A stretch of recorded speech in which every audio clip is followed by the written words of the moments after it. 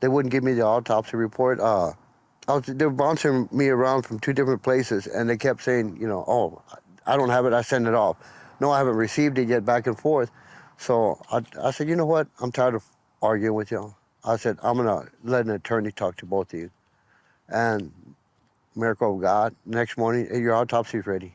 So I got it, picked it up, and Dr. Peter McCullough reviewed it.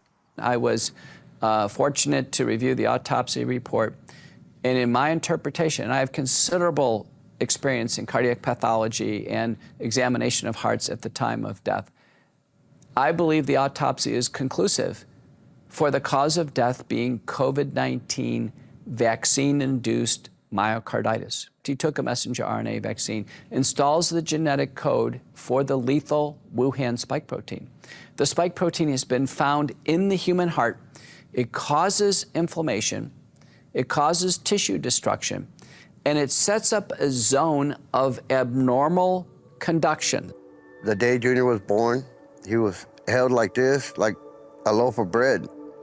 They told me, here, he's yours, you take care of him, and which I did. I mean, I was proud. He made me proud all the time. Like I said, Junior was my best friend. I never knew my father, so I don't know what that a father's love is. I never had that male role in my life, and I swore my son's not gonna know what that feels like, to not have that dad there. When Pfizer came out and said it was safe for teenagers, I waited a little while. I took the Moderna, both, and I didn't get reactions. I said, well, I'm okay. I said, Pfizer says it's safe. You want to go get it? He goes, sure, Dad. You know, like nothing, you know, kids don't like shots, but, you know, what we're living through with this COVID issue, supposedly, we figured we're protecting ourselves. They promised it would help us. 5 days later, my neighbor, Junior's best friend's mom, she called me, mister, can I take the boys to eat and play basketball? I said, yes, ma'am, of course. She took them to the park. They got off the truck and took off running across the parking lot, and he collapsed. That's where right there, no any signs showing. In the case of young Ramirez, what we learned is that the heart was swollen. In the setting of myocarditis, before COVID, our guidelines say they can never exercise. If there's myocarditis or heart inflammation, there can be no exercise because the surge of adrenaline can stimulate the electricity to begin to have this abnormal conduction through the area of injury and circle back around. That's called a reentrant arrhythmia, ventricular tachycardia. Ventricular tachycardia is very fast, and in a young man like this, it could be tolerated for maybe a minute or so or less.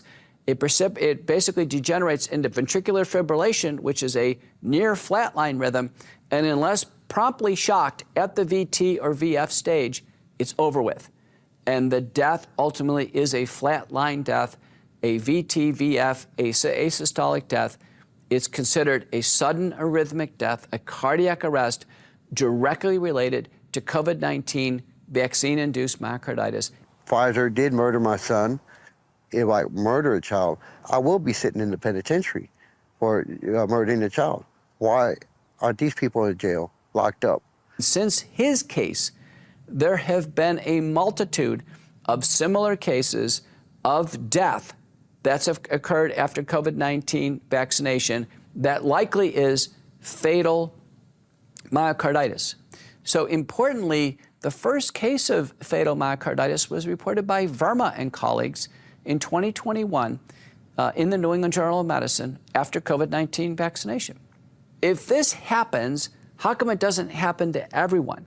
And that's what we're trying to study. We're doing careful research, following the literature very carefully. As we sit here today, we are looking at billions of people, billions worldwide, who have been exposed to the virus or the vaccine or both.